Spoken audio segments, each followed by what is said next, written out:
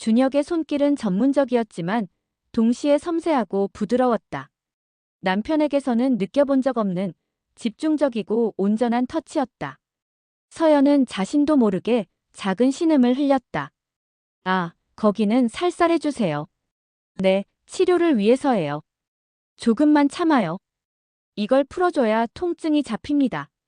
손길은 등을 넘어 허리 쪽으로, 그리고 등골 라인을 따라 부드럽게 내려갔다. 서연의 몸은 긴장과 이완 사이에서 묘한 전율을 느끼기 시작했다. 구독과 좋아요, 알림 설정은 만담일화가 좋은 영상을 만드는 힘이 됩니다. 뜻하시는 일 이루시고 감사합니다.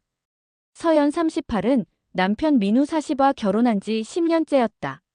완벽하게 관리된 몸매와 우아한 분위기를 지녔지만 그녀의 결혼 생활은 미지근했다. 특히 남편의 무심함은 서연의 어깨와 목의 만성적인 통증으로 자리 잡았다. 통증은 밤잠을 설치게 할 만큼 괴로웠고 통증만큼이나 외로움도 깊어졌다. 형한테 부탁해볼까? 어느 날 밤 뒤척이는 서연을 보던 민우가 무심하게 말했다. 형이 재활 PT 스튜디오 운영하잖아. 너 허리랑 목 안 좋은 거 전문적으로 봐줄 수 있을 거야. 서연은 망설였다. 시아주번이 준혁 45은 6년 전 아내와 사별한 뒤 홀로 살고 있는 능력 있는 재활 트레이너였다.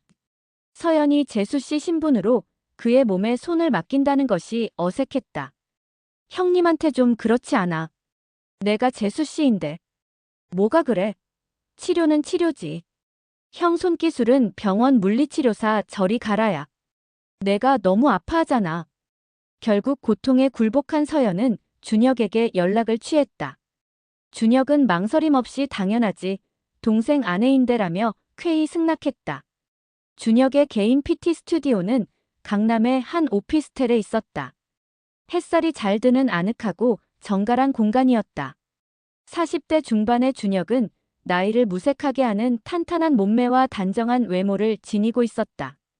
전문적인 PT 트레이닝복 차림이었지만 그에게서는 단정한 남성적인 매력이 느껴졌다. 어서 와요, 서연 씨. 많이 불편하다고 들었어요. 안녕하세요, 형님. 이렇게까지 폐를 끼치게 되어서 죄송해요. 서연의 목소리는 미세하게 떨렸다. 준혁은 태연하게 그녀를 침대로 안내했다. 치료 침대 옆에는 은은한 아로마 오일 향이 감돌고 있었다. 먼저 상태를 확인해 봅시다. 여기 편하게 엎드려 누우세요. 서연은 얇은 트레이닝복 상의만 입은 채 침대에 엎드렸다. 준혁이 등 뒤에서 얇은 지퍼를 조심스레 내려주었다. 차가운 공기가 맨살에 닿자 온몸에 소름이 돋았다. 춥지 않으세요? 이완이 중요하니까 몸의 긴장을 풀어야 해요. 네, 괜찮습니다. 준혁의 따뜻하고 큰 손이 서연의 맨등 위에 조심스럽게 닿았다. 일반적인 마사지와는 달랐다. 그의 손은 근육의 섬유를 따라 뭉친 부분을 정확하게 찾아냈다. 여기, 이 승모근이 완전히 굳어 있어요. 스트레스가 심했나 보네요. 네, 요즘 잠을 잘 못 잤어요. 준혁의 손길은 전문적이었지만 동시에 섬세하고 부드러웠다. 남편에게서는 느껴본 적 없는 집중적이고 온전한 터치였다. 서연은 자신도 모르게 작은 신음을 흘렸다. 아, 거기는 살살해주세요. 네, 치료를 위해서예요. 조금만 참아요. 이걸 풀어줘야 통증이 잡힙니다. 손길은 등을 넘어 허리 쪽으로, 그리고 등골 라인을 따라 부드럽게 내려갔다. 서연의 몸은 긴장과 이완 사이에서 묘한 전율을 느끼기 시작했다. 일주일 후, 서연은 두 번째 PT를 받으러 가는 날을 손꼽아 기다렸다. 통증이 실제로 완화되기도 했지만 준혁의 손길이 그리웠다. 이번에는 처음부터 준혁이 건넨 얇고 헐렁한 치료복으로 갈아입었다.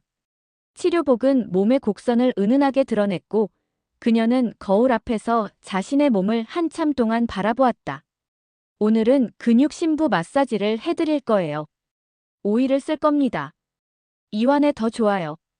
준혁이 작은 병에서 오일을 덜어 서연의 등과 허리에 발랐다. 차가운 오일이 맨살에 닿는 감각에 서연은 숨을 들이마셨다. 준혁은 곧 그의 뜨거운 손바닥으로 오이를 문질러 마찰열을 일으켰다.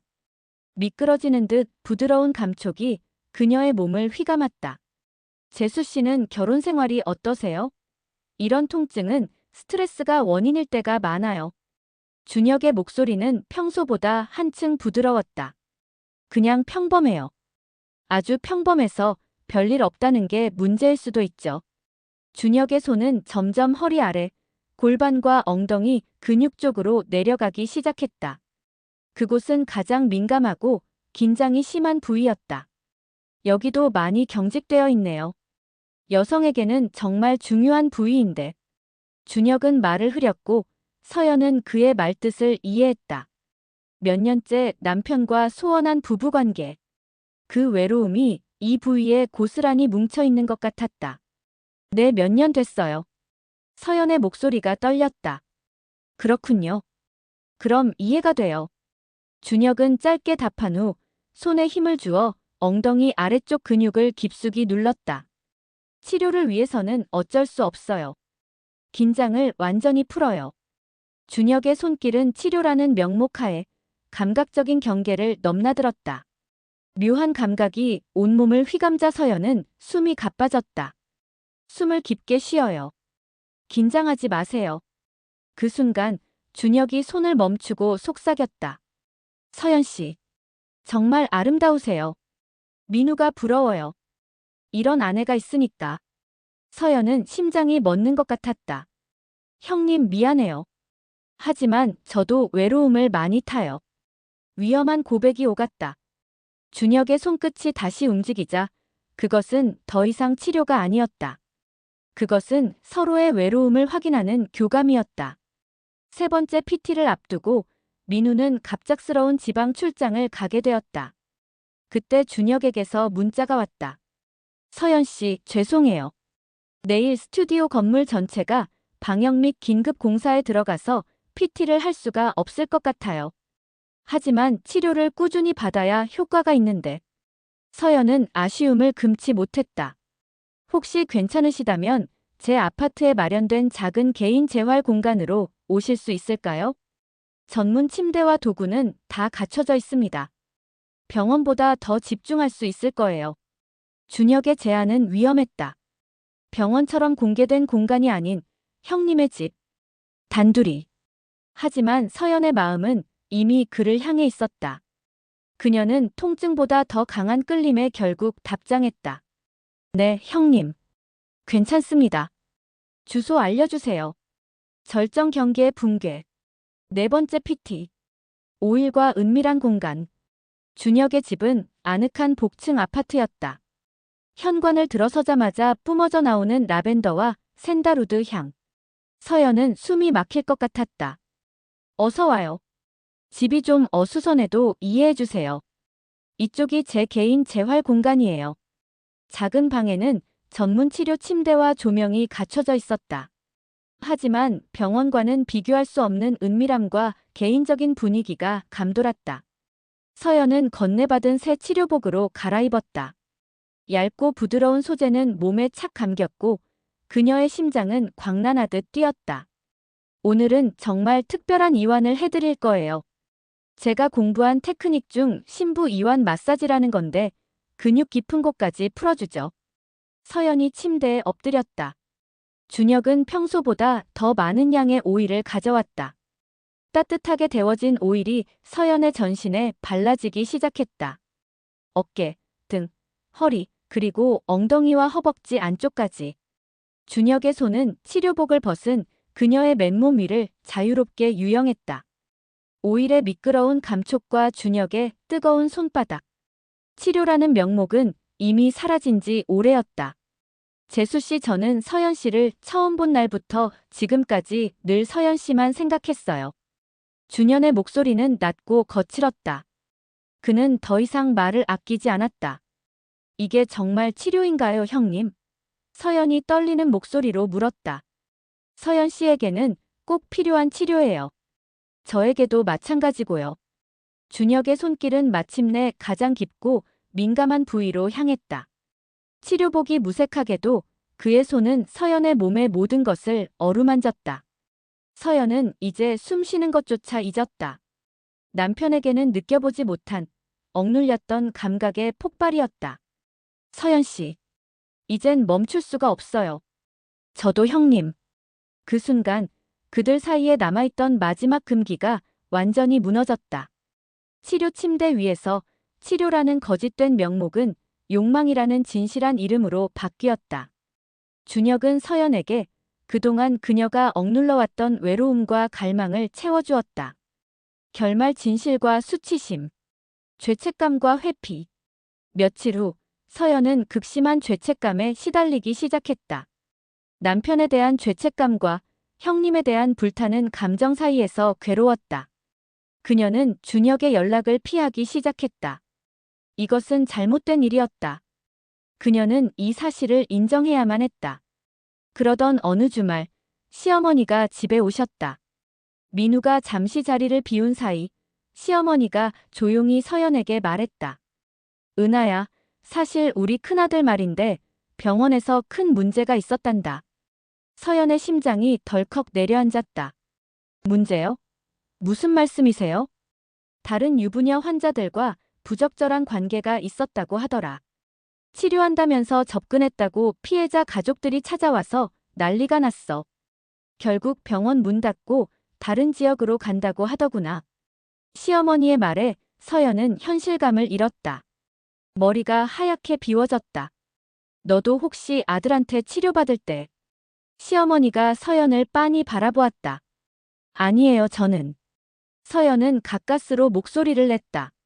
하지만 온몸이 떨리고 있었다. 시어머니는 한숨을 쉬며 말했다. 정말 다행이다. 내가 재수 씨인데. 형님이 그런 사람인 줄 몰랐는데 정말 실망이야. 서연은 화장실로 달려가 거울을 보았다. 자신이 특별한 외로움 때문에 형님에게 끌린 줄 알았다. 그의 손길이 자신에게만 특별한 줄 알았다. 하지만 모든 것이 거짓이었다. 치료실의 아로마 향도, 외롭다는 고백도, 특별한 치료라는 명목도 모두가 계획된 수법이었구나. 그녀는 자신이 형님의 외로움을 달래준 특별한 존재가 아니라 단지 그의 사냥 목록에 있던 수많은 유부녀 중 하나였음을 깨달았다. 수치심과 배신감이 밀려왔다. 그때의 황홀했던 감각이 이제는 더럽게 느껴졌다. 준혁은 결국 병원을 폐업하고 떠났다. 서연은 그와의 모든 연락을 끊었다. 그날의 일은 가슴 깊은 곳에 묻어두어야 할 치욕적인 비밀이 되었다. 그날 밤 남편 민우가 서연을 안아주었다. 평소처럼 무심했지만 그 순간만큼은 그의 품이 가장 안전한 피난처였다. 자기야, 요즘 많이 힘들었지? 미안해. 내가 더 신경 썼어야 했는데. 민우의 진심이 느껴졌다. 서연은 남편의 품에 얼굴을 묻고 조용히 눈물을 흘렸다. 그녀는 깨달았다. 자극적이고 위험했던 형님과의 만남은 결국 거짓이었다. 진짜 사랑과 위로는 평범한 일상 속에 진실한 남편의 품 속에 있었다. 시간이 흐른 뒤 서연은 진정한 평온을 찾았다. 그녀의 만성 통증은 마침내 사라졌다. 몸의 통증을 유발했던 외로움은 이제 진실한 사랑으로 치유되었기 때문이었다. 그녀는 평범하지만 진실한 삶이야말로 가장 소중하고 안전한 치료제임을 깨달았다.